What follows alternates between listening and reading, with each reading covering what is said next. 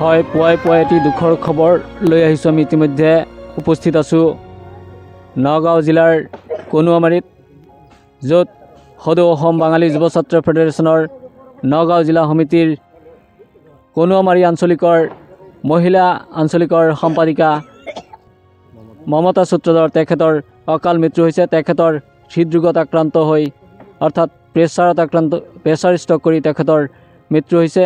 আৰু এই মৃত্যুৱে সদৌ অসম বাঙালী যুৱ ছাত্ৰ ফেডাৰেশ্যনৰ নগাঁও জিলা সমিতিক এক মৰ্মাহত, এক দুখ লগা পৰিৱেশ তেওঁলোকৰ আমি দেখিবলৈ পাইছোঁ। কাৰণ তেওঁলোকে ইতিমধ্যে নগাঁও জিলা সমিতিৰ সকলো বিষয়ববীয়াসকল আহি ইতিমধ্যে উপস্থিত হৈছে আৰু মহিলা সমিতিৰ বিষয়ববীয়াসকলেও ইয়াত আহি উপস্থিত হৈছে। নগাঁও জিলা সমিতিৰ সকলো বিষয়ববীয়াকে ধৰি ইয়াত তেওঁক ভালপোৱা প্ৰত্যেকজন ব্যক্তিয়ে আজি তেওঁৰ অন্ত্যেষ্টিক্ৰিয়াত ভাগ লৈছে আমি দেখিবলৈ পাইছোঁ।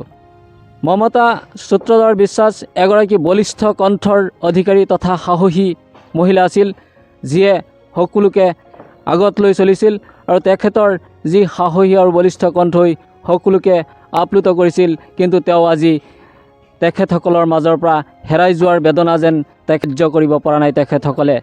এই দুখতেই আজি সদৌ অসম বাঙালী যুৱ ছাত্ৰ ফেডাৰেশ্যনৰ মহিলা সমিতিৰ বিষয়ববীয়াসকলেও ইয়াত উপস্থিত হৈছে।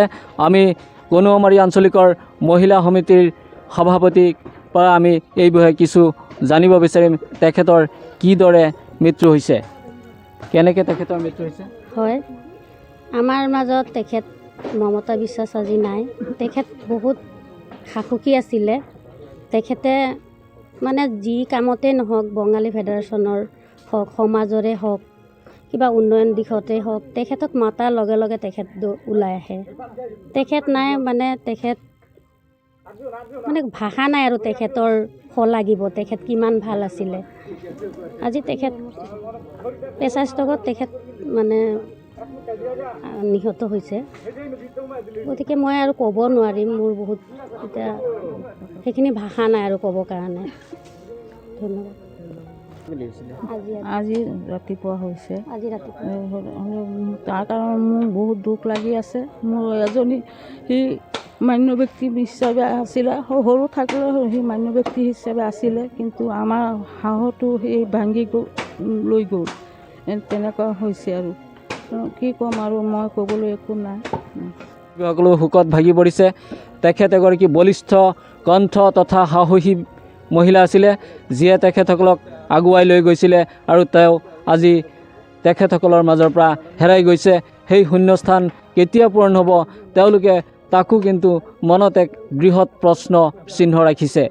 ইতিমধ্যে আমি দেখিবলৈ পাইছোঁ সদৌ অসম বাঙালী যুৱ ছাত্ৰ ফেডাৰেশ্যনৰ নগাঁও জিলা সমিতিৰ সভাপতি সঞ্জয় বিশ্বাস ডাঙৰীয়াদেৱো তেখেতৰ ঘৰত আহি উপস্থিত হৈছেহি।